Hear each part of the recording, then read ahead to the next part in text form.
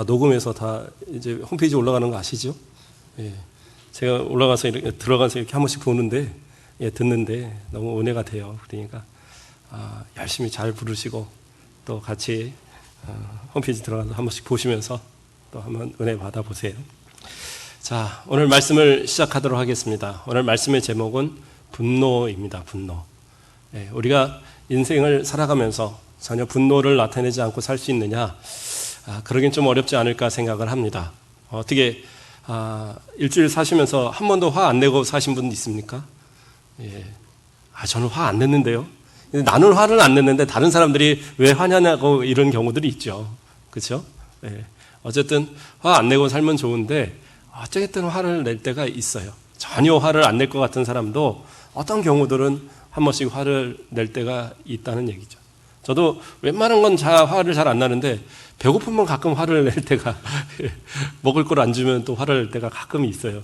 어쨌든 화를 내고 이런 것들은 누구나 살면서 조금씩은 있는 것 같아요.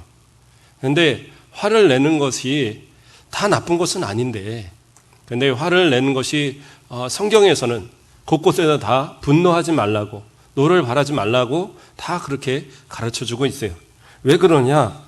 시편 37편 8절 말씀을 보면 분을 그치고 노를 버리고 불평하지 말라, 오히려 악을 만들 뿐이라 라고 말하고 있어요. 그러니까 분이 지나치면 악이 되어버릴 수 있기 때문에, 죄를 범할 수 있기 때문에, 그래서 성경은 철저하게 분내지 말라고 자꾸 가르치고 있다는 사실입니다.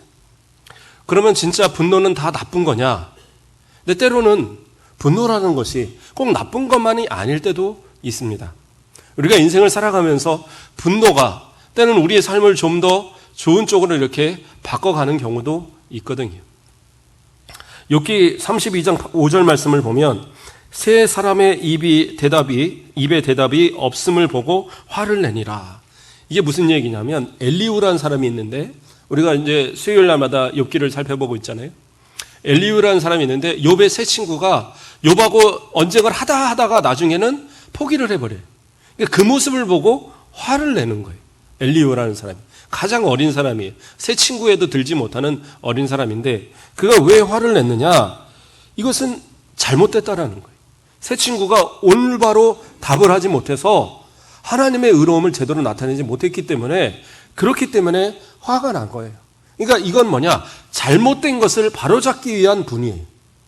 그러니까 잘못된 것을 보고도 그냥 그렇지 뭐, 다 좋은 게 좋은 거야, 이게 옳은 게 아니잖아요. 잘못된 것은 잘못됐다라고 말할 수 있는 것, 그것이 내 마음 가운데 그것을 지적하고자 하는 마음이 생기는 것도 어떻게 보면 분노하는 모습의 하나의 모습이에요. 크게 분노하지 않을 뿐이지. 그렇지 않겠어요? 또 마가복음 10장 41절 말씀을 보면 10 제자가 듣고 야고보와 요한에 대하여 화를 내거늘. 이건 뭐냐면 이 야고보와 요한의 어머니가, 그러니까 먼 친척벌이거든요, 이 예수님한테. 그러니까 와갖고 치맛바람을 했어요. 그래서 당신의 나라가 세워질 때에 우리 아이들을 왼쪽 오른쪽에 다 세워주세요, 이런 청탁을 한 겁니다. 그거를 나머지 10 제자가 알았어요. 그러니까 막 화를 내고 있는 거예요. 이것은 뭐예요? 어떤 부당한 처사에 대한 그러한 분노예요. 물론 예수님께 청탁하는 이 모습은 사실은 예수님의 그 십자가에 함께 동참인데, 그것을 알았다면 그렇게 청탁하지는 않았을 겁니다. 그러나 중요한 건 뭐예요? 우리가 삶을 살다 보면 부당할 때가 있어요. 그러면 그 부당한 것에 대한 반론을 제기하는 것, 그러기 위해서 분노의 마음이 드는 것, 어떻게 보면 그건 당연한 거잖아요. 그것을 통해서 사회를 공정하게 만들어가는 그러한 환경이 되기도 합니다. 또 하나만 보면 마가복음 14장 4절 말씀을 보면 어떤 사람이 화를 내어 서로 말하되 어찌하여 이 향유를 허비하는가. 예수님께서 바리새인 시몬의 집에 이렇게 방문했을 때에 한 여인이 와서 그 예수님의 머리에 향유를 붓고, 그리고 그냥 눈물로 머리털로 그 발을 닦고 뭐 이렇게 했던 그런 장면이 나오잖아요. 근데 그것을 보면서 그 향유를, 그 귀한 옥합을 깨트려서 그 머리에 부어버리는 그것을 보고 마음에 어떤 사람이 생각하기를 그 향유가 얼마짜리인데 이렇게 합의를 하느냐. 그리고 이게 화를 내는 거예요. 때로는 타인의 잘못된 행동을 보고 화를 낼 때가 있어요. 이것은 예수님께서 옳다라고 인정하신 행동이지만 그러나 누군가가 만약에 그렇죠? 향수를 한 100만 원짜리 향수를 누군가 손님이 집에 온다고 그랬다고 온 집에 다 뿌려대고 막 부어갖고 그 화장실 청소를 하고 그래서 그걸 다 합의한다고 했을 때 그걸 보면서 뭐라고 그러겠어요? 좀 막 화가 나지 않으실까요? 누구는 그것을 벌기 위해서 피땀을 흘리는 사람도 있는데 누구는 그렇게 협의하는가? 사실은 타인의 그런 잘못된 행동을 볼 때에도 화를 내는 게 사람들의 모습입니다. 그러면 그러한 분노들이 다 잘못됐는가? 그건 아닌 것 같습니다. 왜요? 분노라는 것도 사실은 그것이 어디로서부터 왔는가를 우리는 생각할 필요가 있어요. 분노는 어디서부터 오는 겁니까? 잘못된 겁니까? 그 성경학자 중에 그런 학자가 있습니다. 제이 아담스라고. 이 사람은 누구냐면 성경적 상담에서 권면적 상담을 만들어낸 사람이에요. 그 전까지의 상담은 어떤 상담이었느냐? 프로이드 그 이론에 따라서 그래서 사람들을 어려서부터의 그런 어떤 변함없는 그 성격 그것이 이렇게 영향을 준다. 그래서 그것은 변할 수가 없다. 그렇죠? 그런 식의 이런 이론을 갖고 있었어요. 그런데 이 권면적 상담은 뭐냐면 하나님의 말씀으로 권면해서 그 사람을 바꿀 수 있다라는 거예요. 그것을 주장한 그러니까 성경적 상담 학자예요. 목사님이에요. 근데 그분이 뭐라고 이 책에 기록을 했냐 하면 인간의 감정 조직은 전적으로 하나님으로부터 온 것이다라고 말하고 있어요. 이 말은 무슨 얘기냐? 우리가 하나님의 형상으로 지음받은 사람이기 때문에 우리의 모든 감정, 분노를 포함한 모든 감정이 다 하나님께로부터 온 것이다라는 거예요. 다시 말해서 하나님의 형상을 따라서 우리는 지음을 받았잖아요. 그러면 하나님께서 행하시는 또 하나님께서 가지시는 모든 감정은 인간들도 다 닮았다라는 거예요. 성경은 곳곳에서 하나님의 분노를 나타냅니다. 하나님은 사람에겐 분노하지 말라고 얘기하시면서도 하나님은 분노하셔요. 노를 바라셔요. 그 노는 뭐예요? 그 분노는 뭐예요? 정의로운 분노입니다. 공의로운 분노입니다. 사람이 생각하는 것 같이 죄에 기인하는 그런 분노가 아니에요. 그렇기 때문에 하나님의 분노는 정당합니다. 그래서 이스라엘 백성들이 회개치 않고 범죄하면 때로는 이방 나라를 들어서 그들을 쳐서 회개케 하십니다. 그렇게 분노를 반하셔요. 때로는 이 이스라엘을 이방 나라들이 와서 함부로 건들면 그 이방 나라들을 향하여서 분노하십니다. 내 사랑하는 내 자녀와 같은 이스라엘을 어디서 감히, 그래서 그들을 치시는 거예요. 그러니까 하나님의 거룩하신 분노입니다. 그러면 그 분노를 닮은 우리들의 모습은 어때요?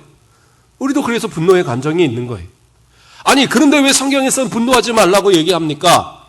앞서서 이야기한 것처럼 우리는 죄로 물든, 다시 말해서 죄가 우리에게 들어오면서 우리의 육신적인 모습뿐만 아니라 우리의 모든 감정적인 부분도 다 병들어 있는 거예요.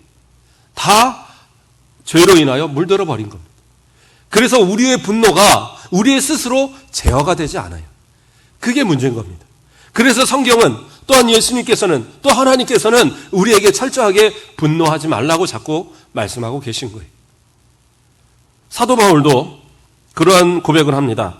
에베소서 4장 26절 말씀을 보면 분을 내어도 죄를 짓지 말며 해가 지도록 분을 품지 말고라는 얘기를 합니다. 무슨 얘기예요? 분을 내지 말라는 얘기는 하지 않습니다. 사도 바울은 분을 아예 없애라라고 얘기하지 말아요. 하지는 않아요. 그런데 뭐라고 얘기를 하느냐? 사도 바울은 얘기합니다. 그 죄를 해가 지기 전까지 끌고 가지 말라는 거예요. 너무 오래 그 분노의 마음을 갖고 있다 보면 이게 죄의 마음으로 발전해서 그 다음엔 이것을 풀기 위해서 누군가에게 정말 그 죄의 모습을 드러내기 때문에, 그래서 분노를 오래 갖지 말도록, 분노를 오랫동안 품지 말도록 그렇게 이야기하고 있는 거예요. 진짜 화가 나보세요. 잠잘 때 잠이 오시나요? 밤새도록 이 사람을 죽였다 살렸다를 수없이 반복하는 게 우리의 모습이잖아요.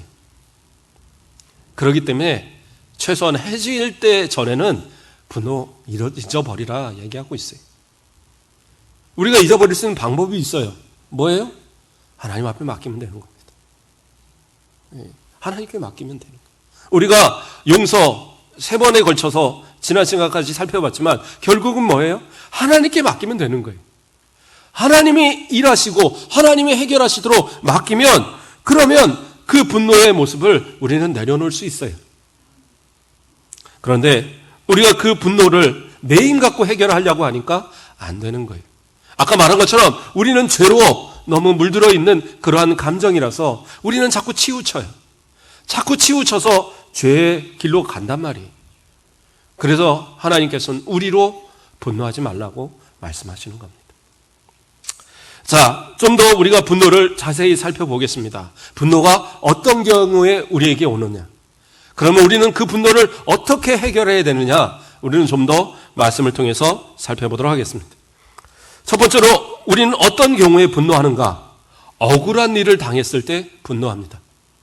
억울한 일을 당했는데도 아이고 할렐루야 감사합니다, 이런 분이 과연 몇이나 될까요? 목사님은 좀 그러지 않을까요? 인자하게 생기셨으니까. 그렇지 않아요. 저도 억울한 일 당하면 잠도 못 자고 막 그래요. 그냥 좀 뭐 특별하게 어디 가서 뭐 싸우고 이러지 않을 뿐이지, 되게 억울한 일을 당하면 그냥 오랫동안 마음에 잘 씻어지지가 않아요. 그러니까 오히려 가서 어디 치고 패고 싸우고 뭐 이러면은 좀 이게 해결이 될지 모르는데, 못 그러니까 아마 더 때로는 마음에 응어리가 될 때도 있는 것 같아요. 우리가 잘 아는 다윗도 그런 어려움을 당한 적이 상당히 많습니다. 해결할 수 없는 그런 고통을 당한 적이 많이 있죠. 사울 왕에게도, 자기 아들 압살롬에게도, 사랑하는 그 많은 신하들에게도 배신을 당했던 적들이 있습니다. 그래서 다윗은 이러한 고백을 합니다. 시편 69편 24절 말씀을 보면 주의 분노를 그들의 위에 부으시며 주의 맹렬하신 노가 그들에게 미치게 하소서. 이게 무슨 얘기예요? 저주하고 있는 거예요. 저주하고. 그 사람들, 그냥 우리로 말하면 그 사람들 그냥 그 다리를 똑 불러뜨려 놓으시고 이를 갖다 몽창 뽑아버리시고 막 이렇게 얘기하고 있는 거예요. 지금 열이 받으니까. 다윗도 그러더라니까요. 화가 난 거예요. 근데 뭐예요? 사람에게 풀지 않아요. 누구에게요? 하나님께 아뢰는 겁니다. 하나님께 낱낱이 아뢰는 거예요. 하나님께 아뢰할 때는 다윗은 점잖게 하지 않았어요. 그가 평안할 때는 여호와를 찬양합니다, 할렐루야, 모든 백성들아 여호와를 찬양하라, 다 이러지만 그가 화가 났을 때는 하나님, 원수의 그 막 다리를 꺾어버리시고 막 이를 뽑아버리시고 막 그렇게 얘기하는 것이 다윗의 모습이에요. 아니 어떻게 불경하게 하나님 앞에 기도할 때 그렇게 합니까? 아니요, 기도는 그렇게 하라고 있는 거예요. 하나님이 기도는 그렇게 하라고 우리에게 열어주신 거예요. 그렇죠? 기도로도 아뢰지 못하면 우리가 그 분노를 어떻게 풀어버리겠어요? 사람에게 갖다 풀면 범죄가 되는 거예요. 욕 실컷 해보세요. 명예훼손으로 걸려요. 한 대라도 때려보세요. 그죠? 폭력으로 잡혀갑니다. 혹시 그 사람이 한 대 맞아서 뭐 이게 쓰러져 봐요. 상해로 걸려요. 그러다가 또 어떤 사람은 그랬죠. 자기 아내 뭐 이렇게 친근덕거린다고 어디서 하고 얼굴 한 대 때렸는데 쓰러져 죽어버렸잖아요. 그래갖고 사람 죽여서 살인죄로 들어간 겁니다. 분노는 결국엔 풀지 못하면 그렇게 발전을 하는 거예요. 그런데 어떻게 해요? 하나님 앞에 기도해서 풀 수 있는 방법이 있는 거예요. 저도 때로는 하나님 앞에 기도합니다. 억울한 일을 당했을 때는 하나님 억울합니다. 하나님 어떡해요? 하나님 좀 갚아주세요. 하나님을 해결해 주세요. 그러다가도 한참 떠들다가 보면 저도 다시 하나님께 기도합니다. 그래도 그 사람 조금만 좀 봐주세요. 그래도 이 마음에 걸리더라고요. 진짜 하나님께서 막 그냥 이를 왕창 뽑아버리고 다리를 꺾어버리고 이러면 그거 보면서 얼마나 마음이 그러겠어요. 그래서 하나님 조금만은 봐주시고, 물론 그럴 일이 거의 없지만 예. 어쨌든 그런 것처럼 하나님 앞에 어떤 것이라도 우리는 내어놓을 수 있어요. 그래야지 풀리는 거예요. 억울한 일 당하면 혼자 끙끙대지 마세요. 사람에게서 도움받으려고 하지 마세요. 사람들이요 참 간악한 게 옆에 가서는 그래 너 괜찮아, 그래 너 그 사람 나쁜 놈이지, 그래 놓고 그 사람한테 가서는 이 사람 나쁜 놈이라고 그래요. 그러니까 사람 의지하지 마세요. 누구요? 하나님께만 의지하세요. 하나님 앞에 낱낱이 다 아뢰면 하나님께서 그 마음을 풀어주셔요. 그 모든 마음의 분을 다 풀어주신다니까요. 그 마음의 해결함을 얻고 나니까 다윗은 어떻게 해요? 자신을 그렇게 죽이려 하는 사울왕도 용서해요. 자기를 죽이려 했던 아들 압살롬도 용서해요. 그들이 죽었을 때 다 눈물을 흘리면서 슬퍼했어요. 그게 가능합니까? 아이고 잘됐다, 저 죽을 줄 알았다, 결국엔 돼질 줄 알았어, 이게 사람의 마음인데 그게 아니더라는 거예요. 왜요? 하나님께 다 내어놨기 때문에. 이미 하나님 앞에 다 내어놓고 하나님께서 내 마음을 평안하게 하시니까, 그러니까 오히려 원수를 향해서 그를 위해서 기도하고 그들을 용서하고 그들을 마음에 품을 수 있는 그러한 마음이 생기더라는 얘기입니다. 그러므로 우리 성도님들, 우리의 마음을 주님 앞에 다 내어놓길 바랍니다. 어떠한 억울함도 어떠한 분노라 할지라도 하나님 앞에 다 내어놓으세요. 남편 때문에 승질나도 남편한테 바가지 긁지 마시고 하나님께 다 아뢰시고 남편에게 좀 좋은 말들도 하시고. 어떤 분이 며칠 전에 저를 찾아왔어요. 우리 교회뿐 아닙니다. 그래놓고 왜냐니까 하여튼 집안에 남편하고 큰 문제들이 자꾸 생기니까 뭐 점쟁이도 찾아보고 다 찾아봤는데 교회 한번 찾아보자고 왔대요. 그래서 왔더라고요. 그래서 이야기 쭉 나누면서 보면서 제가 남편에게 좋은 말 해주세요 그랬어요. 그랬더니 이분이 가면서 그 말이 마음에 왔다는 거예요. 자신이 남편한테 좋은 말 한 번도 안 했다는 거예요. 오늘부터는 좋은 말 하겠습니다. 그러고 가더라고요. 마음에 분노만 가득하니까 입에서 자꾸 나쁜 말만 나가. 그러니까 남편을 겉돌고 서로 맨날 싸우고, 그래도 이혼 안 하는 이유는 자식들 때문에 앞길 망칠까봐, 그래서 이혼을 못하고 산다는 거예요. 그래서 다 잊어버리시고, 그리고 이 늦은 나이에 남편이 바람을 피건 가서 누구하고 싸우던 어떤 사고를 치던 뭔 상관이 있느냐, 냅둬 버리시고 아침마다 좋은 말 한마디씩 해주시라. 오늘도 행복하게 사시라. 오늘도 힘 있게 사시라. 오늘도 건강하게 하루 보내시라.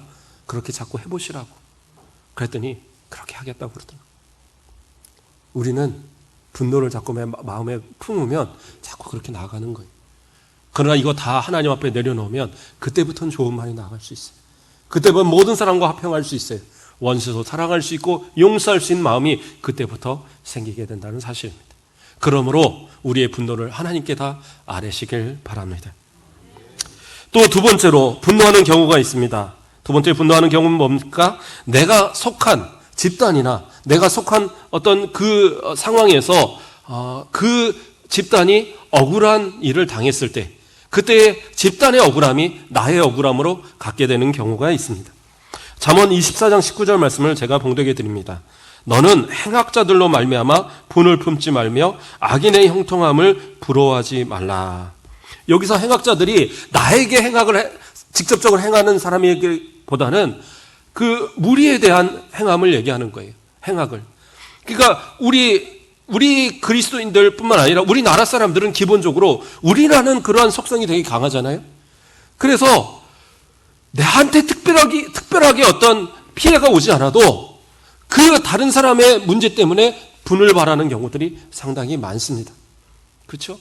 나에게 직접적인 피해가 오지 않아도 만약에 남편이 무슨 억울한 일을 당하고 온다, 그러면 내가 화가 나잖아요. 내 자식이 어디 가서 맞고 온다, 그러면 내가 너무 화가 나지 않아요? 그렇죠? 우리 교회 교인 중에 누가 억울한 일 당했다, 그러면 목사님은 막 화가 나는 거예요. 응? 가서 이를 뽑아버리시고 이렇게 기도하고 또 그런 일들이 생기겠죠. 그런데 중요한 건 뭐예요? 그러한 것도 하나님이 해결하셔야지 해결이 되는 겁니다. 그 잠언 24장 19절 그 앞절 10절과 17절과 18절 말씀을 제가 봉독해 드립니다. 내 원수가 넘어질 때에 즐거워하지 말며 그가 엎드려질 때에 마음에 기뻐하지 말라. 여호와께서 이것을 보시고 기뻐하지 아니하사 그의 진노를 그에게서 옮기실까 두려우니라 얘기하고 있어요. 그러니까 다른 사람들의 어떤 문제를 갖고 내가 화를 내기 전에 좀 객관적으로 볼 필요가 있어요. 내가 막 화를 내고 저 사람 나쁜 놈, 저 사람 뭐 죽일 놈 하고 열심히 화를 냈는데 알고 보니까 내가 이렇게 아끼던 그 사람이 잘못을 한 거면 어떻게 되겠어요? 그걸 가지고 하나님 그 원수를 막 꺾어버리시고 실컷 기도했는데 알고 보니까 그 사람이 피해자고 내가 아끼는 이 사람이 가해자란 말이에요. 그러면 그때 그 실컷 기도한 저주는 어디로 가겠어요? 그렇기 때문에 조심하라는 거예요. 그 또한 하나님께 맡겨야 되는 거예요. 그리고 함부로 내가 저주하거나 함부로 내가 그를 미워해서는 안 되는 거예요. 내가 직접적인 거라면, 직접적으로 나에게 주신 거라면, 내가 당한 거라면 당연히 내가 피해자니까 하나님께 기도할 수 있죠. 그러나 내가 직접적인 것이 아니라면 사실 확인이 먼저겠죠. 객관적으로 좀 바라보셔야 돼요. 물론 위로의 말을 하고 위로의 기도는 할 수 있어요. 제가 전에도 한번 얘기했죠. 전에 있던 교회 담임 목사님이 감옥에 이렇게 한번 구치소에 갇힌 분을 면회를 갔어요. 도둑질 해갖고 잡혀간 분이에요. 사기쳐갖고 잡혀간 분입니다. 아마 사기쳤다고 그랬던 것 같아요. 그런데 그분이 들어가서 있길래 가서 힘드시죠. 고난당하시는데 참 어려우시죠. 아이고 이겨내세요. 이렇게 뭐 약간 위로를 하니까 이분이 하는 얘기가 사도 바울도 옥에 갇혔고 베드로도 고난당했는데 뭐 이런 고난이야. 아니 이건 말이 안 되는 거잖아요. 죄는 지가 지고 왜 사도 바울을 들먹이고 베드로를 들먹입니까? 그렇죠? 자칫 잘못하면 아이고 그래요 억울한 일 당하셨군요. 이 나쁜 놈들 이렇게 동조하게 된단 말이에요. 아니다라는 거예요. 잘못은 잘못대로 인정을 해서 그 객관화시켜서 그게 잘못이면 잘못을 해결하도록 해야 되겠죠. 내 자식이라고 무조건 그 아이들이 집단으로 사고 쳐서 어떻게 그 감옥 갔다 하니까 경찰서 같은 데 끌려갔다. 그러면 부모들이 와서 하나같이 하는 얘기가 내 자식은 착한데 저 자식들 때문에 내 자식이 배렸다고 이 얘기예요.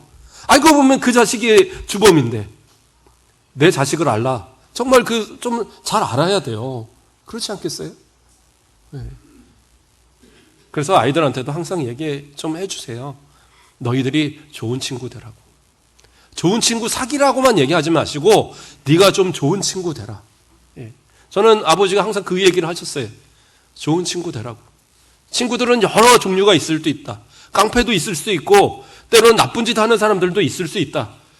그렇다고 해서 다 가려서 사귀라는 것이 아니다. 네가 좋은 친구가 되라. 저는 항상 그 말씀이 저에겐 도움이 됐던 것 같아요. 예. 그러다 보니까 진짜 어느 순간 보면 친구 아버님이 저한테 그래 우리 아들하고 친구 잘해라 이렇게 뭐 부탁도 하고 그러시더라고요. 제가 무슨 공부를 잘해서 그런 것도 아니고 특별하게 뭐 아주 모범생으로 산 것도 아닌데 기본만 지켰을 뿐이에요. 그러고 살아가는데도 인정을 해주시더라고요. 얼마나 감사한지. 또 자기 자랑했다고 뭐라고 하실는지 모르겠는데. 자, 어쨌든 그렇게 자녀들을 위해서 자꾸 얘기를 해주세요. 좀 객관화시킬 필요가 있어요.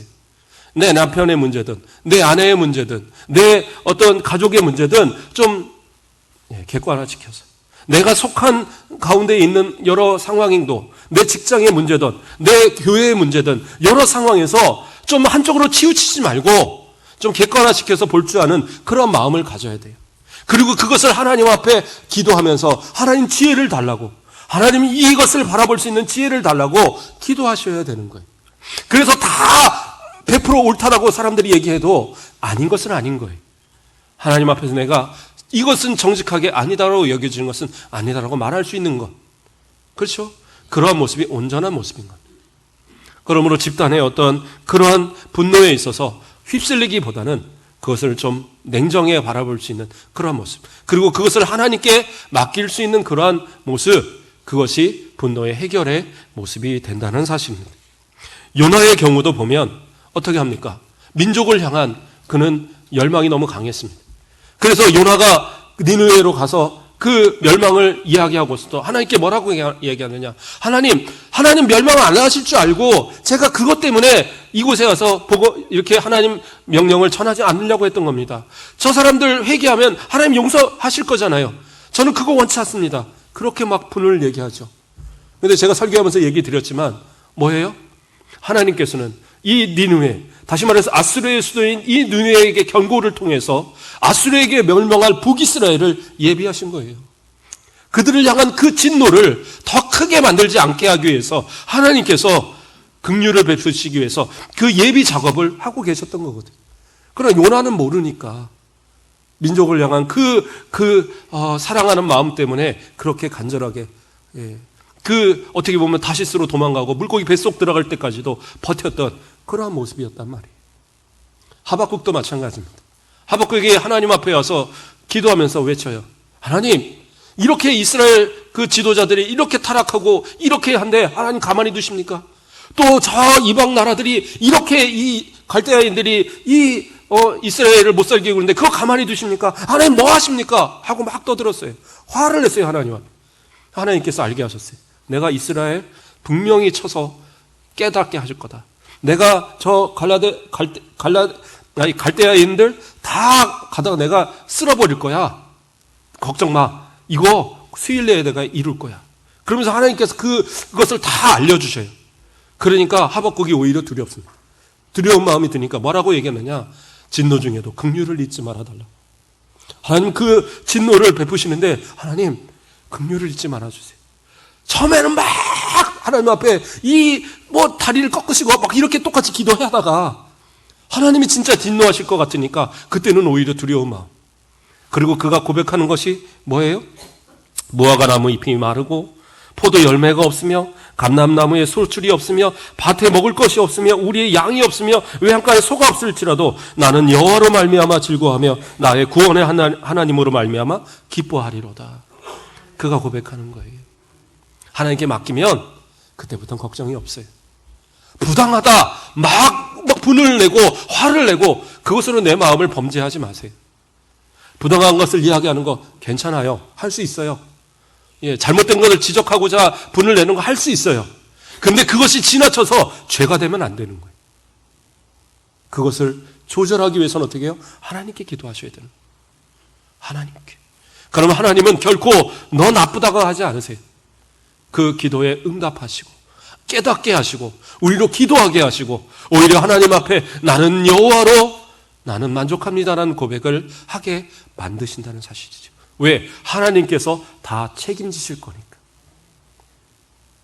또 세 번째로는 억눌린 감정을 건드렸을 때 폭발하는 경우가 있습니다. 억눌린 감정. 그러니까 이건 뭐냐면 이쪽에서 사실은 마음이 막 안 좋은 건데 그 분노를 이쪽에서 풀어버리는 거예요. 뭐 그런 거 있잖아요. 어디 가서 막 뺨 맞고 어디 가서 뭐 이렇게 화풀이 한다고 그러한 어떤 모습처럼 그렇게 되는 경우들이 있더라는 겁니다. 사사기 12장 6절 말씀을 보면 그에게 이르기를 십볼렛이라 발음하라 하여 에브라임 사람이 그렇게 바로 말하지 못하고 십볼렛이라 발음하면 길르앗 사람이 곧 그를 잡아서 요단강 나루턱에서 죽였더라. 그때 에브라임 사람의 죽은 자가 42,000명이었더라. 그렇죠? 예. 그 발음을 십볼렛이라는 발음을 잘 못하는 것이 에브라임 사람들이에요. 그러니까 우리나라도 보면 저 경상도 사람들 시옷 발음들 쌍시옷 발음들 잘 못하잖아요. 그러니까 제가 중학교 때네요. 중학교 때 영어 선생님이 뭐 발음을 하는데 뭐 사이언 이러면 사이언 막 그러는 거예요. 그래서 애들이 선생님 발음이 이상한데요? 그러니까 사이언 그래서 아니 사이언이 아니라 사이언 아닙니까? 뭐 이렇게 계속 물어봐도 발음을 못해요. 그러더니 그래 난 살 그런다 그러시더라고요. 발음을 못하는 부분들이 있어요. 사투리를 쓰는 부분들이. 근데 에브라임 사람들이 이 발음을 잘 못했어요. 그런데 이 발음을 못했다고 요단강 그 강나루에서 하나씩 다 잡아 죽였어요. 누가? 입다가. 왜 그랬을까요? 화풀이를 에브라임 사람들에게 한 거예요. 입다가 전쟁에 나가서 승리했어요.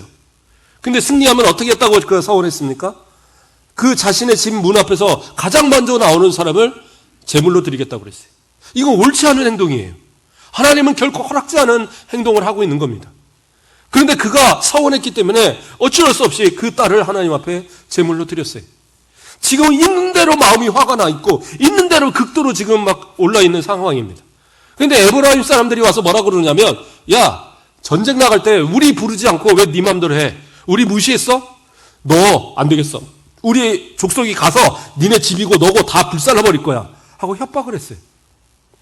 그러면 아유 미안해요, 잘못했어요, 다시는 이러지 않을게요, 이럴 줄 알았던 거예요. 왜요? 기드온은 그렇게 했거든요. 기드온한테 가서도 한번 그랬다가 기드온은 아이고 당신네들까지 부를 만한 큰 일이 아니라서 그렇게 했어요, 다음에 그러면 꼭 불러드릴게요 그러면서 잘 달러서 보냈거든요. 근데 입단은 달랐어요. 왜? 지금 있는 대로 화가 올라 있거든요. 근데 잘못 건든 겁니다. 그러니까 그래 그러면 너희들 다 죽었어. 그리고 쓸어버리는 가운데 그들이 막 도망가는데 요단강을 건너고 하니까 니네들 일로 와 말해봐. 그래갖고 발음 못하면 갖다 다 죽이는 거예요. 옛날에 그 베트남에서 그랬다던가. 베트남이 아니죠.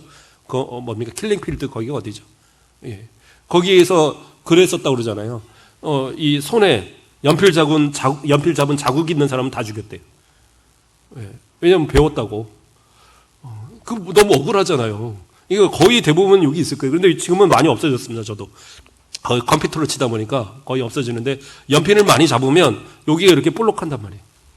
그러니까 그랬다고 만약에 다 죽으면 얼마나 그 참 억울했겠어요. 근데 실제로 그렇게 다 죽었거든요. 예. 자, 이 발음을 못해서 이렇게 에브라임 사람들이 많이 죽었습니다. 그 이유가 뭐예요? 잘못 건드렸죠. 화가 나는. 그러니까 입다가 화풀이를 하나님한테 할 수는 없잖아요. 그러니까 어떻게 해요? 사람에게 갖다 다 풀어버린 거예요. 에브라임 사람들한테. 그게 때로는 우리들의 모습이다라는 거예요. 이것은 결코 옳은 모습이 아닙니다. 장장 몇 명이 죽었느냐? 42,000명이 죽었어요. 그 말 한 번 잘못했다가 그 분노 때문에. 이걸 하나님이 옳다라고 말할까요? 아니에요. 사사기는 처음부터 끝까지 옳지 못했다는 걸 알려주기 위한 거예요. 하나님의 뜻대로 살지 않을 때 이렇게 무지한 삶을 살고 있다는 것을 보여주는 게 사사기예요. 그러한 모습들이 우리의 모습이 되어져서는 안 됩니다. 분노를 정말 마음에 품지 마세요. 앞에서 말한 것처럼 분노라는 것들은 다 하나님 앞에 다 내어놓으셔야 돼요. 정말 억울하면 하나님 앞에 다 쏟아놓으세요. 그리고 사람 앞에는 풀지 마십시오. 사람 앞에 그 분노를 푸는 순간 범죄가 되고 하나님의 영광을 가리고 앞서서 살펴봤던 것처럼 어떻게 해요? 그 진노가 그 때로는 나에게 오는 징계로 다가올 수 있어요. 그러므로 우리 억울한 일을 당해도 때로는 그러한 것들에 있어서 다른 사람들에게 화풀이하는 그런 모습으로 이러한 분노를 해서는 안 된다라는 것. 마지막으로 때로는 질병에 인한 분노도 있습니다. 우리가 보통 말할 때 뭐라고 합니까? 분노 조절 장애 이렇게 얘기하잖아요. 많이 들어보셨을 겁니다. 근데 실제적으로 분노 조절 장애는 의학적 용어가 아닙니다. 그거 한번 뭐 사전을 찾든 인터넷을 다 뒤져보세요. 의학적 용어가 아니에요. 그러면 의학적으로는 어떤 용어냐? 그게 간헐적 폭발 장애예요. 간헐적 폭발 장애. 이게 가장 유사한 경우입니다. 물론 분노로 인한 다른 그런 어떤 이름들도 있어요. 있는데 가장 비슷한 것이 간헐적 폭발 장애. 그러니까 가만히 있다가 순간 막 욱 하고 폭발한다는 얘기죠. 그런 장애가 있어요. 이게 질병으로 분류가 돼 있습니다. 그러니까 때로는 뇌 이상이 있어서도 그런 경우들도 있어요. 때로는 어려서부터 쌓인 그 분노가 해결되지 않아서 그게 나에게 질병으로 오는 경우가 있어요. 그래서 이 질병이 마음의 병으로, 더 나아가서는 육신의 병으로 나타나는 경우들도 있습니다. 그래서 뇌출혈이나 이런 경우들의 많은 부분들이 사실은 그런 욱하는 모습 때문에 나타나는 경우들이 많아요. 그러니까 혈압이 갑자기 막 400, 500 확 뛰어버리면서 혈관이 터져버리는 거예요. 그러니까 우리가 분노하는 것이 때로는 우리 건강을 해치게 되는 경우들이 상당히 많아요. 근데 분노의 어떤 그런 조절에 문제가 생겼을 때 우리는 어떻게 해야 돼요? 기도로 이겨야죠. 물론 기도로 얘기해도 되는데 제가 부탁드리는 건 뭐냐면 의사를 너무 멀리하지 마세요. 제가 어떤 분들한테 이렇게 이야기하면서 병원 가서 꼭 진료 한번 받아보세요. 그러면 어떻게 정신병원을 가요? 막 이래요. 네. 왜 정신병원을 못 가요? 가면 진료받으면 되지. 그러면 하는 얘기가 아유 내가 정신병원 가면 내 자식들이 창피해서 어떡해요. 요즘은 그렇지 않습니다. 우리 순천만 해도 뭐 정신병원 하면 무슨 진짜 다 정신 놓은 사람만 가는 줄 아는데 아니에요. 예, 저 서울이나 이런 데서는 그냥 평범한 사람들도 많이 가요. 가서 이렇게 상담도 받고 또 약간 문제가 있을 때는 빨리 치료를 합니다. 우울증이나 이런 것들도 초기에 치료를 하면 그냥 100% 나아요. 근데 이것이 심해지면 이거 약으로 잘 안 낫습니다.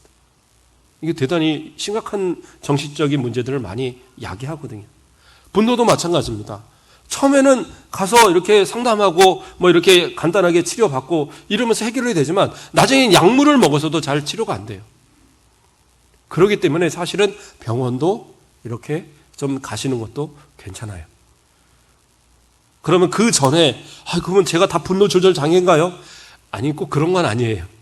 그건 아니니까 내가 좀 화가 많이 나고 이랬을 때는 원인을 좀 찾아보는 것도 중요합니다. 원인을 찾아보는 것도. 때로는 그 원인을 잘 모르기에 문제가 되는 경우들이 있어요. 성경에 보면 사무엘상 16장 14절 말씀을 보면 여호와의 영이 사울에게서 떠나고 여호와께서 부리시는 악령이 그를 번뇌하게 하니라. 물론 귀신에 들려서 그렇게 번뇌하고 마음이 혼란하고 분노하고 하는 경우도 있어요. 그러나 그거는 극히 드문 경우입니다. 대부분 뭐예요? 약간의 이상의 모습이 있을 수 있어요. 그러면 그것은 뭐예요? 원인을 찾는 게 중요한데 가만히 보면요, 자신의 어렸을 때의 어떤 부모와의 관계 속에서 오는 그러한 분노, 때로는 남편과의 관계 속에서 오는 분노, 때로는 자식들로 인한 그런 어떤 분노, 그런 원인들이 있더라는 거예요. 근데 그 원인을 해소를 하지 않고 그냥 뭔가를 풀어버리려고 하니까 잘 안 되는 거예요. 가서 운동을 열심히 해도 안 풀리고 가서 먹을 걸 실컷 먹으면 비만만 되고 정말 뭐 잘 해결이 잘 안 되는 거예요. 그래서 때로는 그 원인을 찾는 것, 그게 되게 중요해요. 그래서 지금은 상담이라는 것도 치료로 이렇게 인정이 됩니다. 우리나라에서는 아직까지 뭐 의료보험이 안 되는 걸로 알지만 미국이나 이런 나라들은 의료보험이 다 돼요. 왜요? 상담도 치료니까. 그러니까 초기에는 그것을 좀 내어놓는 것도 좋아요. 그러면 목사님 뭐 우리 상담소 어떻게 찾아가요? 그러지 말고 목사님 찾아오세요. 목사님 찾아오셔서 같이 이야기 나누면서 목사님 저 억울한 거 있는데 그놈의 일을 그건 저한테 얘기하지 마시고 그건 하나님께 기도하시고 뭐가 어려움이 있으면 이거에 대해서 같이 상의하면 돼요. 그래서 같이 기도하고 하나님께 같이 기도하고 말씀으로 같이 위로받고 아까 말한 제이 아담스가 얘기하는 게 권면적 상담이거든요. 그건 뭐냐? 하나님의 말씀을 제시하는 거예요. 하나님의 말씀을 통해서 위로해 주는 거예요. 하나님의 말씀을 통해서 새롭게 힘을 얻도록 도와주는 거예요. 그리고 같이 기도하는 거예요. 그러면 사람이 치유되더라는 거예요. 그래서 권면적 상담이라는 것을 이렇게 주장을 했습니다. 목회자가 할 수 있어요. 그러니까 목사님 찾아오시고 더군다나 목사님이 뭐예요? 목회 상담으로 박사학위 있는 사람입니다.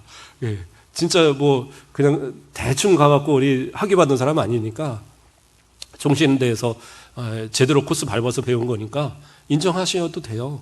오셔서 같이 오셔서 자꾸 상담도 하시고 심심할 때 한 번씩 오셔서 얘기하시고 그냥 그렇게 좀 풀어버리고 가세요. 저는 그랬으면 좋겠어요. 물론 그것을 같이 상담하는 게 꼭 쉬운 것은 아닙니다. 어떤 분들은 막 1시간, 2시간 막 얘기해도 그냥 본인은 막 10분 한 것 같죠. 근데 듣는 사람은 막 2시간, 3시간 막 힘들 때도 있어요. 그런데 다른 사람은 모르지만 목사님은 받을 수 있어요. 왜요? 그러라고 하나님께서 세우신 사람들이니까. 그러니까 걱정하지 마시고 솔직하게 다른 사람들한테 얘기하면 어떻게 해요? 다른 사람한테 되면 보완이 안 되잖아요. 그냥 가서 그 사람이 나 혹시라도 뭐라고 얘기할까 봐. 그래서 어려운 문제들을 이 사람 저 사람 얘기했다가 나중에 그 문제가 해결되고 나면 교회를 떠나는 사람이 많은 이유가 그거예요.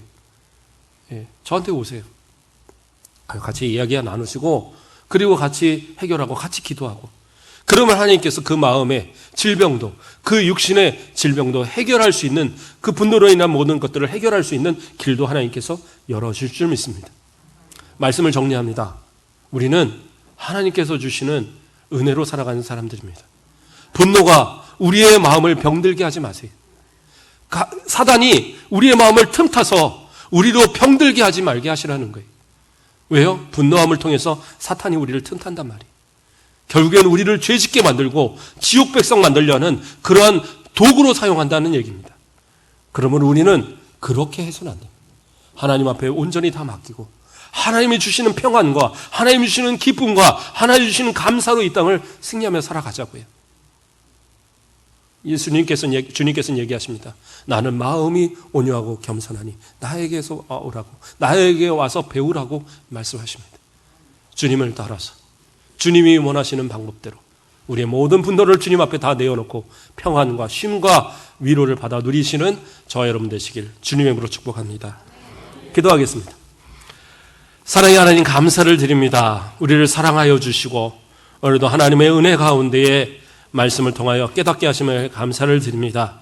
우리의 모든 마음의 분노, 이것으로 인하여 죄짓지 않도록 우리를 붙들어 주시고 하나님께만 온전히 모든 것을 RM을 통하여서 하나님의 주시는 위로, 하나님의 주시는 평강, 또 하나님께서 해결하심을 통하여 하나님께만 찬송과 영광을 돌려지는 우리의 모습 되어지도록 인도하여 주시옵소서. 감사하며 예수 그리스도의 이름으로 기도드립니다. 아멘.